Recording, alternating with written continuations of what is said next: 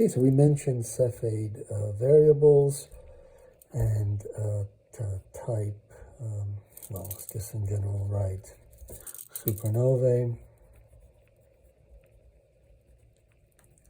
as standard candles, which allow us to understand how far away things are, how big the universe is. The Doppler shift allows us to understand how things are moving, so we want to understand how big the universe is, what's in the universe, how things are moving around. Clearly, this leads us to understand stars. So Cepheid variables are kinds of star. Supernova are one end state of stars, and therefore clearly, and for other reasons as well, we want to understand what stars are like, what stars are, and how they evolve.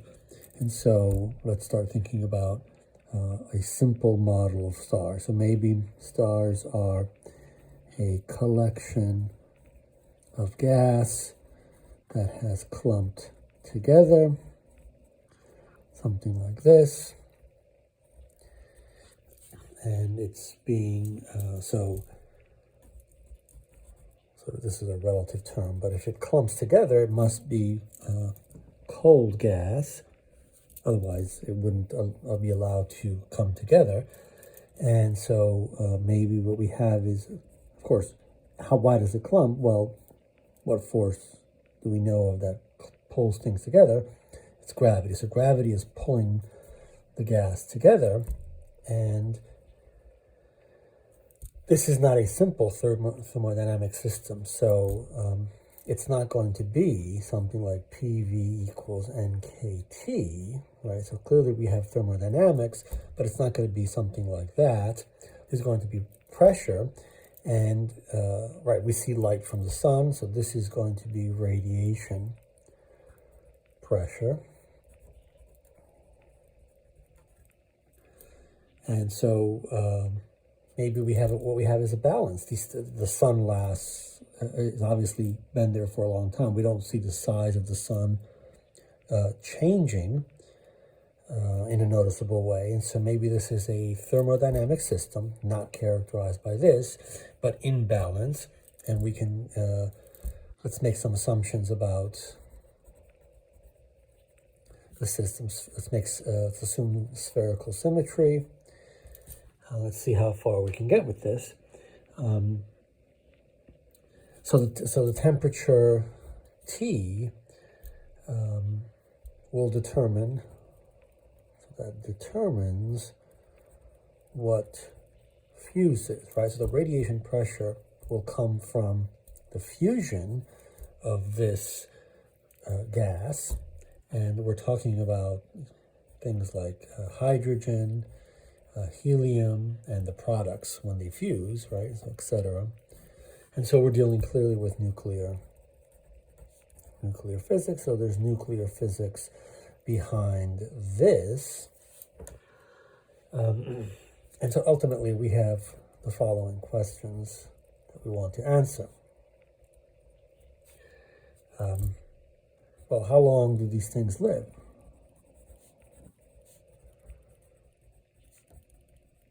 Right, we can make a simple model and we can make a prediction. There's only so much you can fuse, right?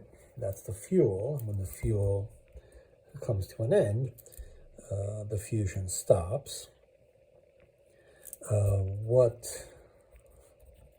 clearly there's stability. What properties change? But is that how long is that stability there? What happens when the fuel starts to end? What properties change sort of in general during the lifetime of this thermodynamic system, the star? And what happens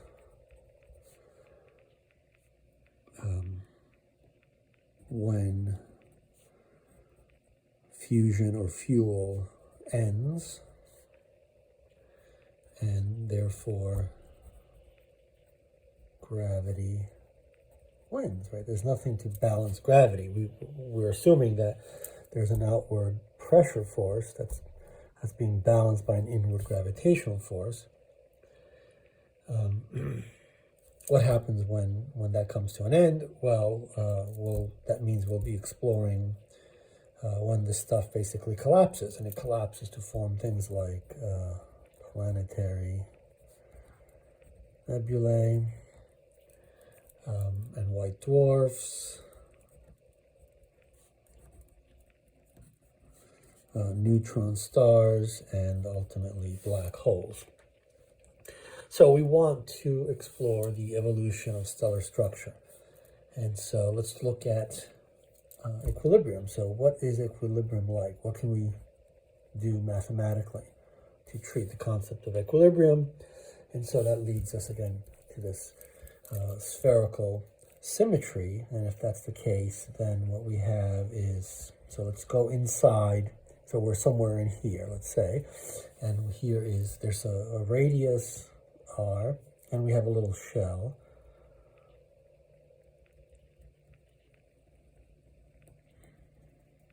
There's a shell of gas there, and let's think about gravity. So the inward force of gravity, what does that look like? Well, gravity is g Newton's constant times m times another mass divided by r squared.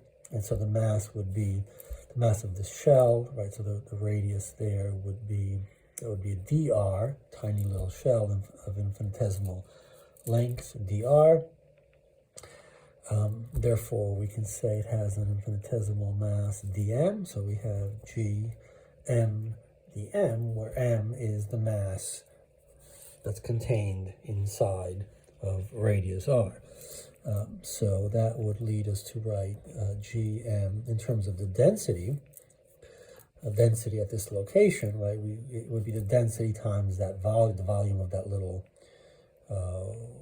ring. So Gm over r squared, this would be rho of r times the volume, which is 4 pi r squared dr, right? The volume of that little ring.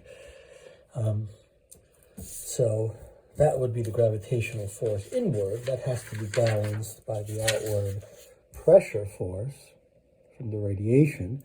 We don't know much about that, but in terms of pressure, so we can connect pressure to mass, right? What we're doing here. Clearly, we'll get a relationship between pressure and mass. So pressure, what can we say here? Well, we have, let's again draw our little shell.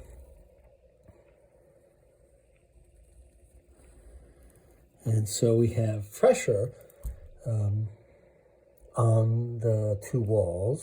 So there's pressure on these two walls, but there's a net outward pressure, right? Otherwise this doesn't work and we don't have equilibrium. And so dP, we have a notion of dP and infinitesimal. That's a difference between the pressure on this side and on this side of the shell. And the outer one and the inner one, they have to be different. And the outer one has to be smaller so that the net pressure is outwards. So this, we need a minus sign here. That'll be a positive, an outwards pressure. And that's not a force, right? Because we need an area. Pressure is force per unit area, so we multiply by 4 pi r squared, and that's a force. And that's now going to balance the gravitational force, right? We want the acceleration to be 0. So we want to say something like the density times the acceleration is equal to the force of, due to the radiation pressure, maybe we should say force due to radiation r minus the force due to gravity, and we want this to be equal to 0. And so we have, let's build our equation, which says that minus dP times 4 pi r squared will have to equal to Gm rho over r squared times 4 pi r squared dr, and therefore we can say that we get an equation for the gradient of the pressure, right? dP by dr will end up being minus Gm rho of r over r squared. So this is an equation that gives us the pressure in terms of the mass that's there, and it's called the equation of hydrostatic equilibrium.